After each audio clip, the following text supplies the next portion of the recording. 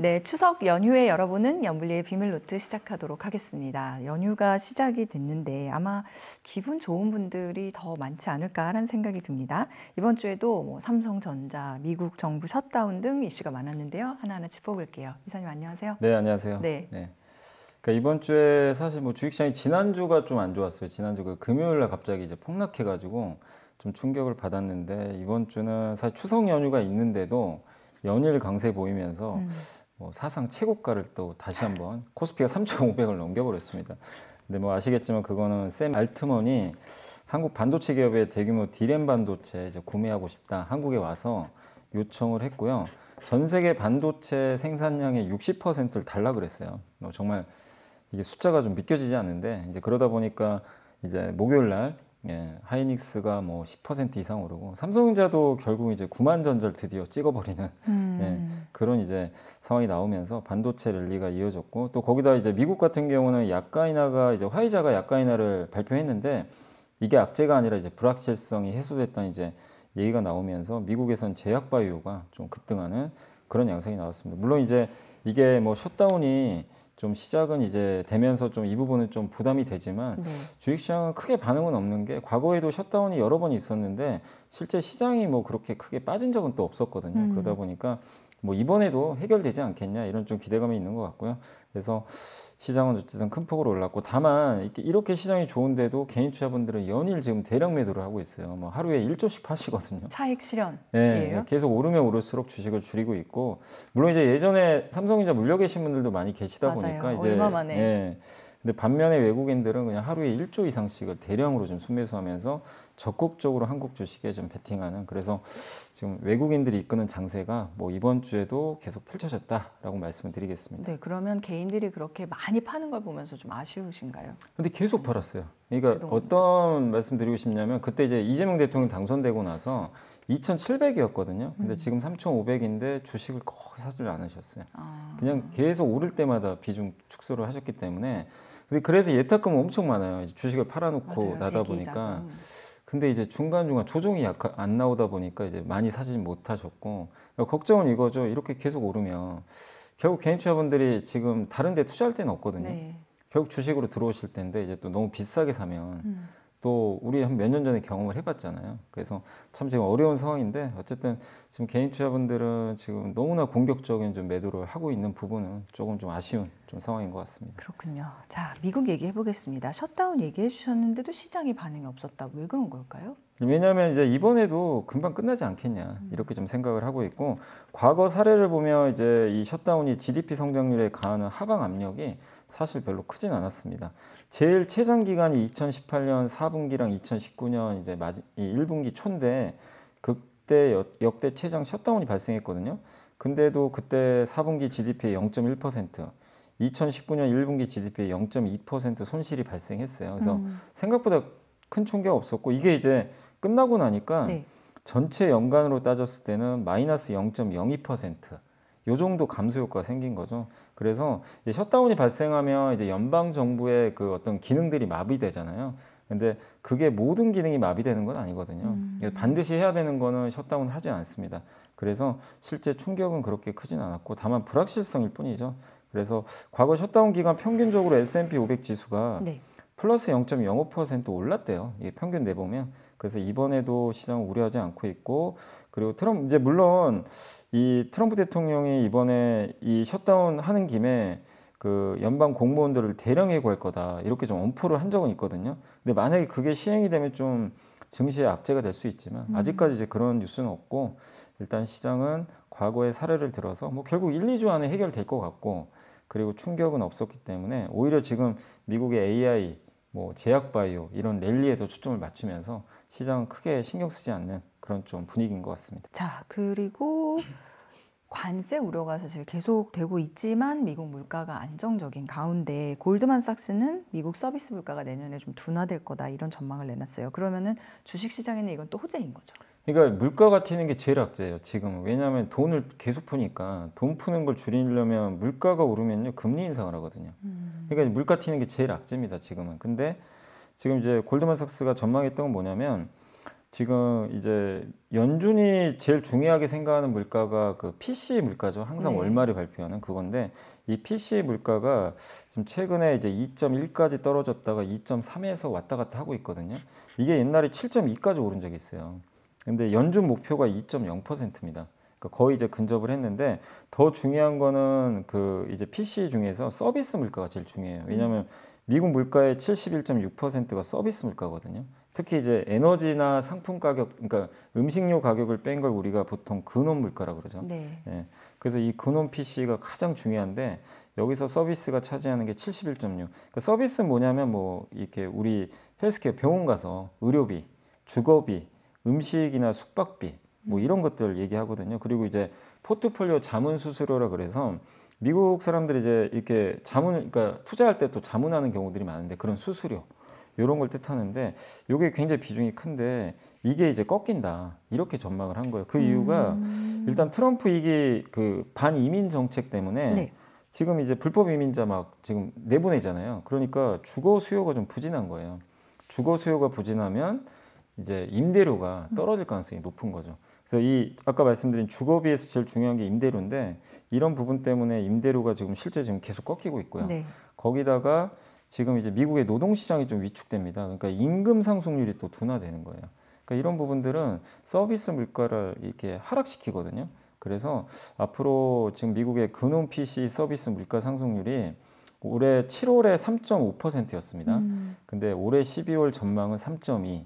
내년 12월은 3%까지 떨어질 걸로 일단 골드만삭스가 전망했고 그래서 종합적으로 근원 PC 물가 상승률은 현재 2.6인데 내년 7월에 2.0까지 떨어질 거래요. 이게 이제 이거는 2.0은 연준 목표치거든요. 그러니까 우리가 생각했을 때는 이거 지금 관세 때문에 물가 오를 거라고 다들 좀 우려를 하는데 맞아요. 이 서비스 물가는 관세랑은 상관이 없거든요. 여기에 관세가 붙는 건 아니니까.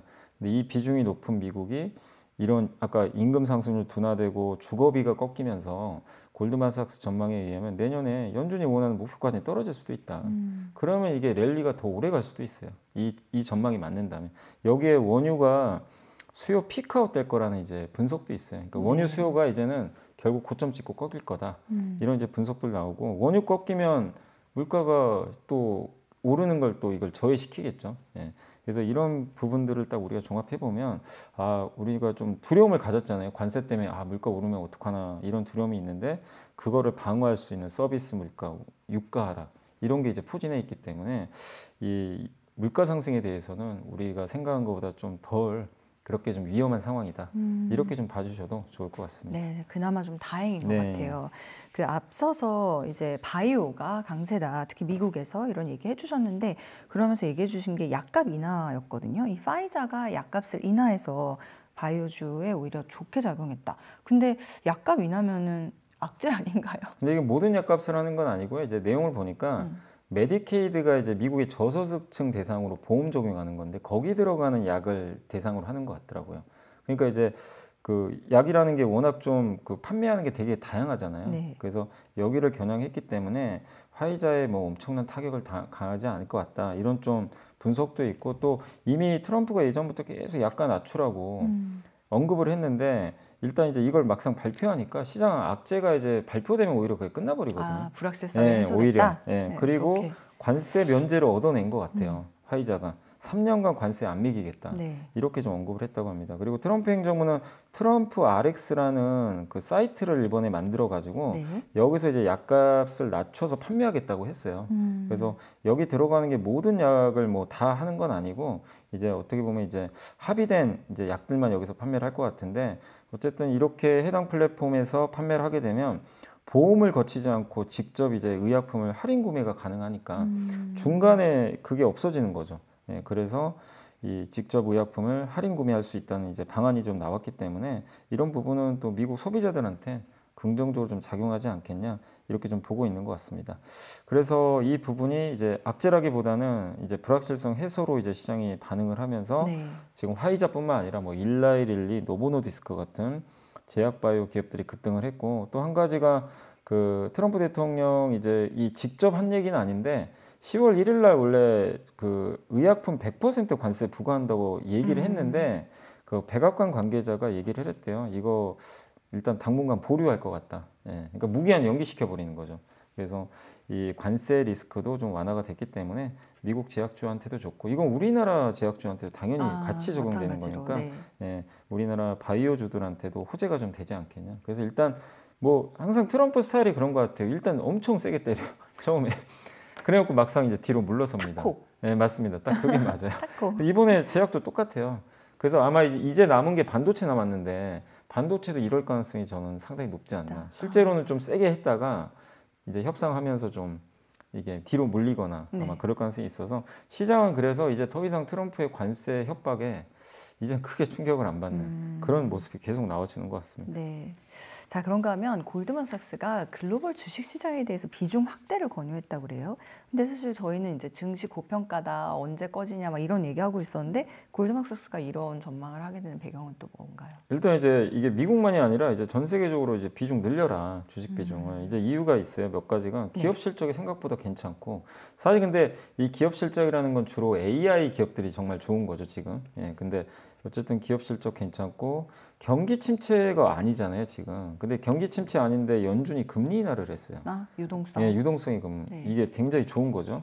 그리고 전 세계가 정부가 다 돈 풀고 있잖아요. 네. 그러니까 유동성이죠 이 한축이. 그래서 지금 향후 3개월간 글로벌 증시를 원래 중립으로 봤는데 비중 확대로 상향 조정했습니다. 그래서 일단 낙관론에 좀 더 불을 지피는 그런 모습이었고 그래서 이게 근데 가장 핵심은 결국 연준의 금리 인하가 어쨌든 이제 단행이 됐고 네. 이게 일회성은 아니고 연속적으로 좀 이어질 가능성이 높기 때문에 좀 긍정적이고 또 한 이제 그 투자 전문가는 또 뭐라고 했냐면 그 이전에 골디락스 기간, 그러니까 미국 증시가 이렇게 좋을 때는 시장 심리가 굉장히 뜨거웠대요. 이제 그러면 이제 진폭이 생기는데 이번 적은 좀 되게 특이한 게 심리가 뜨겁지가 않아요. 그냥 차분해요, 되게. 그래서 개인 투자자들만 좀 심리가 좋고 흔히 기관 투자들이요. 지금 설문조사를 해보면 좀 다소 약세를 유지하고 있대요. 기관들이 좀 소극적이에요. 네, 그 얘기는 이게 심리가 다 뜨거우면요. 이게 반대 방향으로 가는 경향이 있는데 어쨌든 지금 기관 투자들이 이렇게 좀 약세 의견을 그러니까 약간 좀 위축된 의견들을 유지한다면 네. 이 기관들이 결국엔 또 들어올 수도 있잖아요. 예, 주식시장에. 그래서 그런 여유가 좀 있기 때문에 이번 시장이 좀 더 오래 갈 가능성도 배제할 수 없다. 이런 좀 분석들도 있는 것 같습니다. 다만 언제든지 약세장은 또 시작될 수 있잖아요. 그래서 그 조건으로 세 가지를 언급했는데 일단 미국의 고용이 너무 안 좋아지는 거, 실업률이 막 팍 튀거나 AI가 이제 지출이 좀 기대에 못 미치거나 지금 기대가 큰데 그래서 그런 부분이 하나 있고 그다음에 지금 연준이 금리 인하를 계속 하는데 갑자기 금리 인하를 이제 멈춰버리는 거죠. 네. 그러니까 아까도 말씀드린 대로 물가가 그래 중요합니다. 물가가 너무 튀면 금리 인하를 하기가 어려워요. 어려우니까. 당연히. 예. 근데 그게 생기면 시장이 이제 한번 그쵸. 뒤로 물러설 수도 있어요. 마지막으로 미국 달러 전망에 대한 비관은 미국 달러로 어쨌든 이제 미국 주식을 사는 거니까 달러가 전망이 굉장히 비관적으로 간다면 이런 부분들 중에 하나만 나온다면 증시가 뒷걸음질 칠 수 있다. 근데 아직까지는 뭐 그런 부분들은 없기 때문에 일단 그 골드만삭스는 뭐 미국을 비롯한 글로벌 증시에 대해서 조금 긍정적인 의견을 좀 제시해 준 것 같습니다. 항상 이사님 말씀하시죠. 정말 연준이 금리 인하 기조를 멈춰서 돌아서면은 그때 문제다. 예. 그리고 아까 이사님께서 외국인들이 계속 사고 있다 네. 말씀하셨거든요. 왜 그런 거예요? 지금 이제 외국인들이 주식을 사는 거는 사실은요 반도체 사고 있어요. 반도체를 정말 미친 듯이 삽니다. 이게 표현이 맞는지 모르는데 그냥 하루에 1조씩 사요. 오. 네, 엄청나게 사고 있습니다. 그러니까 지금 사실 미국도 똑같잖아요. 반도체가 너무 좋은데 AI 사이클에서 메모리가 예상보다 지금 훨씬 좋은 거예요. 공급은 적은데 수요가 폭발하고 있습니다. 그러다 보니까 최근 한 달간 외국인이 지금 8조를 샀고요. 네. 근데 개인은 10조를 팔았거든요. 네, 근데 이제 오늘 저희가 촬영하는 시간 기준으로 지금 현재 제가 보니까 오늘도 외국인이 1조 이상 사니까 사실상 거의 10조 가까이 산다고 보시면 되겠고 그냥 한 달 동안 개인은 한 12조 팔았다고 보시면 될 것 같아요. 그러니까 극명하게 갈리는데 근데도 아직은 외국인이 살 여력이 아직도 엄청 많아요. 왜 이 말씀 드리냐면 외국인 투자자가 작년 8월에 그때 기억하시죠? 작년 8월에 삼성전자가 8만 5천 원에서 5만 원까지 이제 추락했을 때 그 시기에 40조를 팔아버렸어요. 올해 4월까지 39.8조를 팔아버린 거예요. 엊그제 같아요, 근데. 근데 그거 판 게 다 거의 삼성전자죠, 사실은. 근데 올해 5월부터 샀거든요, 외국인이. 그래서 5월부터 지금 9월까지 15.4조를 샀어요.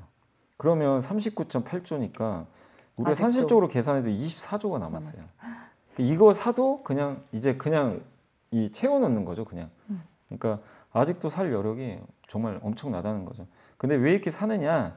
일단 아까 말씀드린 반도체가 생각보다 좋은 데다가 뭐 똑같죠. 아까 골드만삭스 얘기처럼 연준이 금리 인하 시작했죠. 예, 거기다 달러는 좀 약해질 것 같고 거기에 정부가 증시 부양하고 있죠. 지금 뭐 이재명 대통령이 계속 세일즈하고 있잖아요. 네. 저번에 월가 가서도 그 뉴욕 증권거래소에서 외국인들한테 우리 외환시장 24시간 개방할 테니까 MSCI 선진지수 반드시 들어가겠다. 이거 어필을 좀 하고 오셨거든요. 근데 그 외국인들이 봤을 때는 굉장히 긍정적인 이제 메시지잖아요. 한국에 좀 투자해볼까? 이런 이제 정책적인 부분. 거기다 관세를 지금 트럼프가 막 때린다고 위협하는데 사실 반도체는 때리기도 어려운 게요. 그냥 가격 정가 해버리면 돼요. 왜냐하면 이걸 만들 수 있는 나라 업체가 별로 없기 때문에 그냥 때리면 오히려 미국만 피해를 보는 거죠. 그러니까 이런 부분들. 그래서 근데 제가 말씀드린 이 요인들이 그냥 지금 당장의 이슈가 아니잖아요. 계속 이어지는 이슈다 보니까 구조적인 이슈인 거죠. 그래서 그 아까 말씀드린 아직 팔았던 것도 다 채우지도 못했습니다. 그래서 그냥 이론적으로는 20조 이상 더 살 수도 있다는 거죠. 판 거 생각하면. 그래서 충분히 지금 외국인들 매수는 좀 저는 더 들어올 것 같고 네. 이 배경이 유지되는 한 뭐 계속 10월에도 이어지지 않겠냐 이렇게 생각은 하고 있습니다. 우리 수출도 9월에 역대 최대 기록했다라고 말씀하셨는데 이것도 한몫하지 않을까요? 네, 맞습니다. 근데 이제 우리가 좀 약간 여기서 좀 구분해서 봐야 되는 거는 9월 수출이 작년 동월 대비해서는 12.71로 9월 역대 수출 중에 또 좋았는데 작년엔 추석이 9월에 있었어요. 그래서 네. 조업일수가 영업일이. 달라요. 예, 그쵸, 그쵸. 그래서 일평균 수출은 감소했어요. 오히려 그러니까 일평균 수출은 마이너스 역시 또 6.1. 숨은 뜻을 면밀하게. 근데 올해는 오히려. 왜냐하면 추석이 10월로. 근데 10월이 또 너무 길어요, 추석이. 그래서 10월 지표는 작년과 비교하면 그냥 안 좋은 게 당연한 거죠. 어쩔 수 없죠, 뭐 그거는. 그래서 사실은 9월과 10월을 이번에 합쳐보는 게 좋아요. 오히려. 그게 평균치가 되겠네요. 그래, 그게 나은 거죠, 사실. 근데 그렇다고 우리가 폄하할 필요는 없어요. 일평균 수출이 감소했으니까 뭐 조업일수 많아서 그런 거 아니냐. 그렇게 또 뭐 폄하할 수도 있지만 그래도 일평균 수출이 올해 두 번째로 커요. 이 금액 자체로는 굉장히 큰 편이고 그 다음에 진짜로 반도체가 너무 좋습니다. 수출액이 네. 지금 22%나 급증했고 단가도 좋고 수출 물량도 지금 늘어나고 있어요. 그러니까 우리가 수출 데이터만 보면요. 슈퍼사이클이라고 얘기해도 무난할 정도로 지금 반도체 수출이 압도적으로 좋습니다. 거기다가 자동차도 나쁘지가 않았어요. 왜냐하면 현대차가 미국 지금 관세 때문에 이 물량 어디로 돌리냐면 유럽으로 많이 돌려버렸어요. 네. 그 효과도 있었고 또 한 가지 고무적인 게 미국이 그 베트남 같은 아세안 국가에 관세 이제 고율 관세 때렸잖아요. 중국이 베트남 통해서 미국 수출을 하니까 여기에 대해서 이제 관세를 좀 때려버렸는데 근데 우리나라가 이 아세안 국가에 수출하는 게 또 급증해 버렸어요. 그 영향도 별로 크지 않았던 거죠. 예.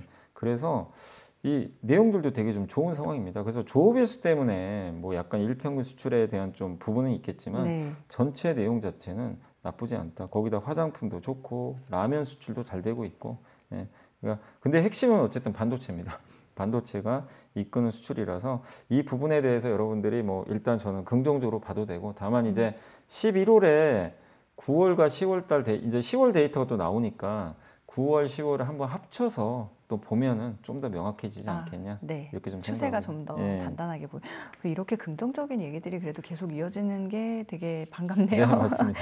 네, 10월의 출발이 좋고요. 자, 그러면 이번 주 외국인 기관 또 개인들 매수 종목과 상승한 업종까지 정리해 보겠습니다. 자, 먼저 이번 주 외국인들이 많이 매수한 주식 10개 종목을 살펴보겠습니다.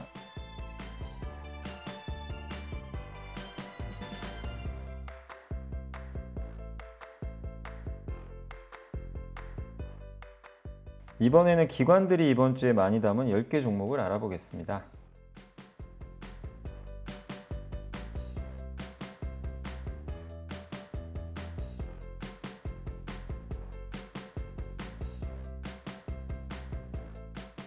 이번에는 개인들이 이번 주에 가장 많이 산 주식 10개 종목을 살펴보겠습니다.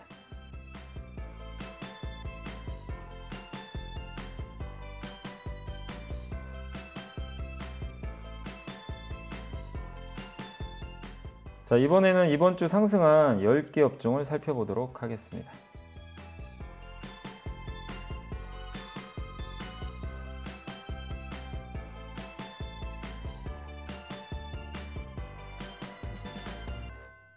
네, 상승한 업종 중에서 좋은 흐름이 좀 더 갈 거다라고 보시는 분야 궁금하시죠? 그냥 뭐 거의 대부분 IT예요. IT. 그냥 IT 천합니다 지금. 반도체. 반도체, 뭐 기판, 네. OLED 다 강한데 뭐 아이폰 관련주도 좀 강했던 것 같고요. 근데 어쨌든 뭐 다음 주도 이 기세가 이제 어차피 근데 사실 다음 주는 하루밖에 없어가지고 그래가지고 저희 좀 못 뵀잖아요, 예, 이사님을 저는 또. 이제 다음 주에 못 나와서 근데 어쨌든 이제 뭐 다음 주를 예측한다면 그냥 반도체 더 가지 않겠냐 이렇게 보고 있어서 그냥 여기 있는 반도체 관련 기업들은 조금 더 이어질 수 있을 것 같고 그리고 여기 이제 반도체 가면 또 같이 이제 움직이는 것 중에는 OLED거든요. 네. 그래서 OLED도 이번 주 좋았는데 동반해서 좋아지지 않겠냐. 그래서 전반적인 반도체 관련주랑 이 OLED 관련주 전체적으로 이렇게 한번 다음 주까지는 뭐 하루 정도밖에 안 되지만 좀 염두에 두시고 계속 강세 흐름으로 좀 보시면 어떨까라고 말씀드리겠습니다. 네, 자 이번 주에 또 염이사님께서 선정해주신 보고서 보겠습니다. 네, 이번 주 보고서는 이제 화장품인데 그 우리나라 화장품주들이 좀 최근에 좀 부진했거든요. 근데 수출 데이터도 잘 나온 게 잘 나오고 또 좋은 보고서 나와서 한번 설명해드리겠습니다.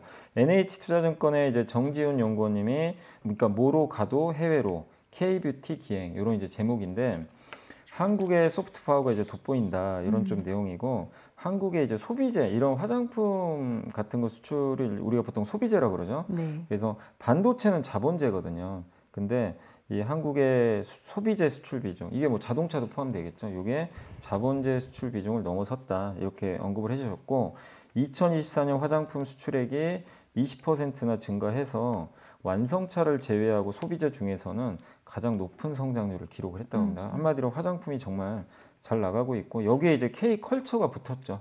네, 그러다 보니까 화장품 수출이 더 탄력을 받고 있는 그러니까 지금 우리나라에 대한 이제 문화를 동경하는 그런 부분들이 많이 생겼죠. 캐대언 보면서 그리고 이제 외국인들 특히 미국 사람들은 기초 화장을 좀 잘 안 한다고 하더라고요. 색조를 많이 하는데 근데 이제 한국 문화가 스며들다 보니까 요새 이제 스킨케어 요걸 하는 이제 문화들이 형성되는데 어쨌든 이제 우리나라가 스킨케어 또 강자다 보니까 이 부분도 굉장히 좀 긍정적으로 영향을 좀 주는 것 같고 그리고 현재 미국과 일본의 한국산 화장품 수입 비중이 23%, 43%로 1위예요. 원래 옛날엔 프랑스가 1등이었거든요.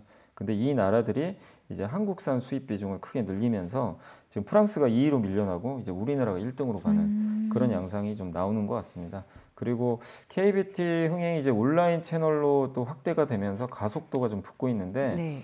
이런 루트라고 하더라고요. 틱톡에서 제품을 보고 그러니까 틱톡에서 이제 유명한 인플루언서들이 이제 써보고 얘기를 하거든요. 그럼 그거 보고 아마존에서 구매를 해요.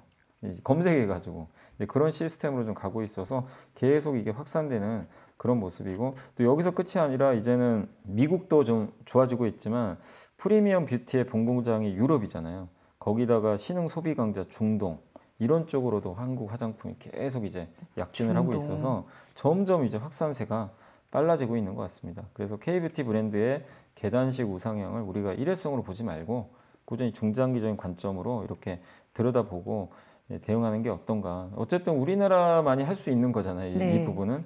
그래서 뭐 긍정적으로 적어주셨고 그래서 탑픽은 뭐 여전히 APR 좋은데 APR 그리고 이번에 신규 상장했었죠. 네. 그 달바 글로벌 두 개 회사를 탑픽으로 꼽아주셨으니까 화장품도 어쨌든 지금 우리나라가 마치 그 메모리 반도체처럼 인디 브랜드가 이제 세상을 또 지배하고 있잖아요. 그런 관점으로 좀 장기적으로 보셔도 좋지 않나 이렇게 생각을 하고 있습니다. 네, 잘 들었습니다. 자, 이렇게 해서 토요일 순서는 마쳐보도록 하겠고요. 저희가 연휴가 있어서 촬영일을 하루 평소보다 좀 앞당겼는데요. 저희 또 그거를 참조해 주시고 내일 다시 염블리의 비밀노트 열어보도록 하겠습니다. 추석 연휴 잘 보내고 계세요. 고맙습니다. 샘 알트만이 와가지고 갑자기 월 한 달에 90만 장을 사고 싶다는 거예요. 한 달에 지금 최대한 우리나라가 만들 수 있는 삼성 하이닉스 합치잖아요. 120만 장 만들어요. 120만 장인데 90만 장은 달리는 거예요. 그러면 이거 주고 나면 30만 장 남습니다. 너무 충격적인 수치가 좀 나오는 거예요. 무슨 얘기냐면 반도체 지어야 돼요, 공장을. 전 세계 D램 총 생산 능력이 이제 마이크론까지 다 합치면 150만 장인 거예요. 네네. 그럼 마이크론에도 공급 요청하겠죠. 그러면 한마디로 그냥 이게 반도체가 씨가 말라요.